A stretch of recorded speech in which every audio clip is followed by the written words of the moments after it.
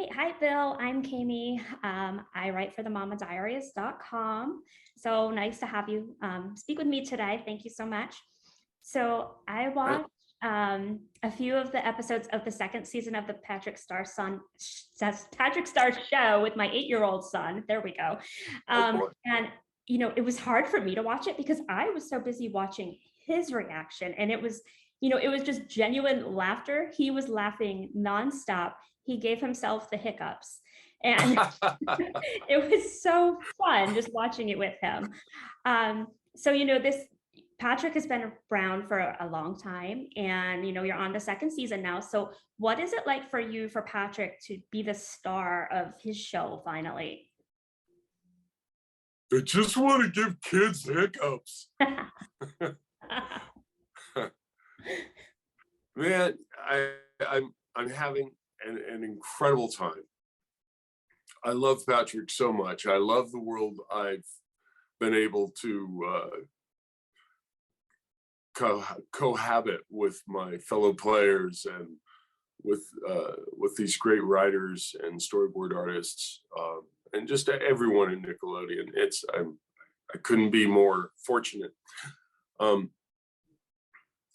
Getting to play with Patrick in this new format it's a riot, and Mark Ceccarelli and Vinnie Waller really, I think, came up with something great that is very much a reflection of what Steven Hillenburg created, and they really care about that and have great respect for what Steven did,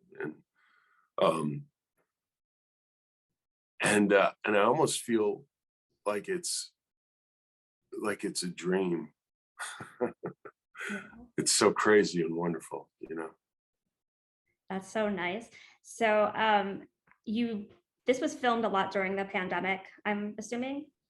Was it filmed during Oh yeah. Okay. Yeah. So how did that work? Were you able to interact with the other casts, and were there any challenges? I hate it.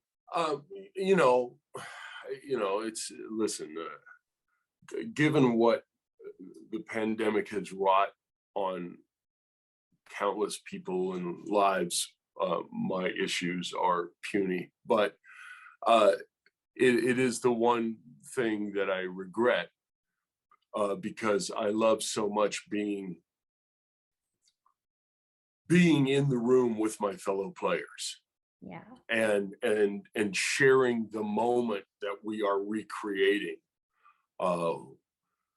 And so, when you're jumping around like a lunatic in a weird blanketed off corner of your bedroom,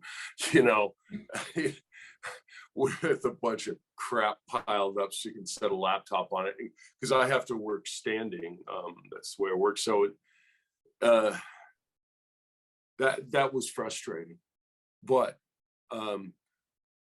fortunately, obviously, we weren't starting from scratch in terms of the characters or the story dynamics or what have you.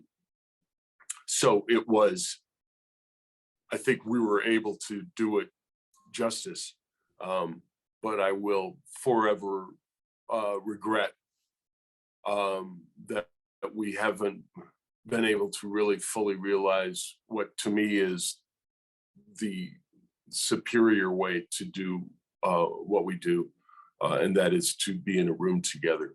Because you can do it by yourself, obviously, and then that's the way it seems like pretty much everything is done now. But when you're working with another actor and they're so talented,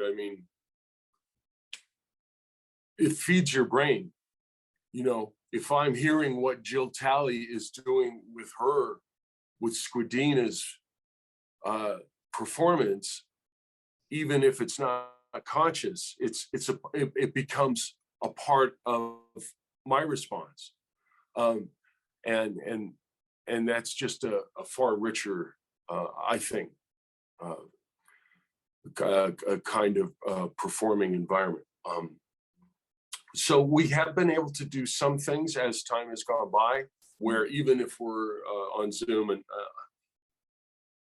maybe I'll get to record with Jill or with Cree or Tom or whoever.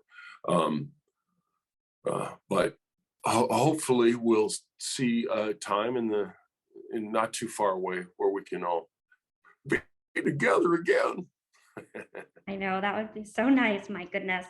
So Patrick is such a fun character. Do you share any similarities to him yourself? Are you able to relate to him at all? Oh, Lord, yes. Simplicity of focus, saying stupid stuff. That's kind of my specialty.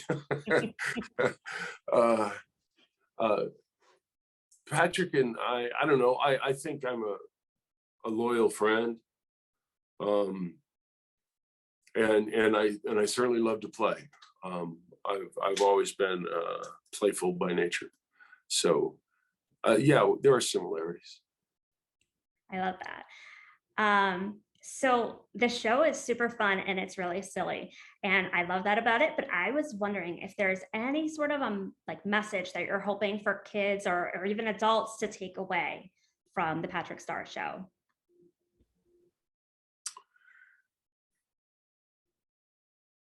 You know, in the world of entertainment, that it can be so fraught with message from such with such a self-conscious kind of approach. It can become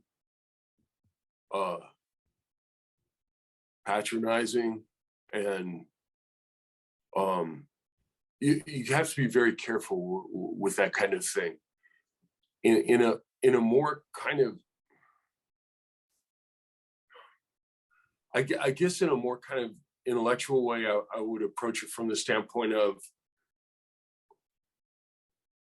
because I know how much I love what I do, and I know how much the people that are involved love what they do, and how much our writers and storyboard artists love the content. That's not always the case in the world of any kind of television entertainment. But when you have that, which is such a great resource, I think a value is to know that you are enjoying something that has been done in an authentic, caring, inspired way. And that to me is a great message. Do you know what I mean? Is that too obtuse? No, that's perfect. Okay, great. So the SpongeBob franchise has been around for over 20 years. It's huge. Oh! Yeah, that's amazing. That's incredible. You don't hear that too often, you know? So what does it mean to you to be such a part of this franchise? You kind of dropped out there. Did you say, what is it like to be a part of Yeah, that? what does it mean? What does it mean to you? Well,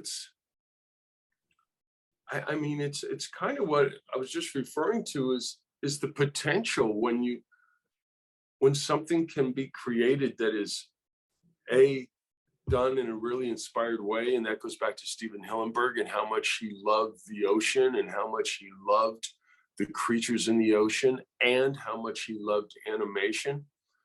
And then I think everyone in the cast is really connected with their characters.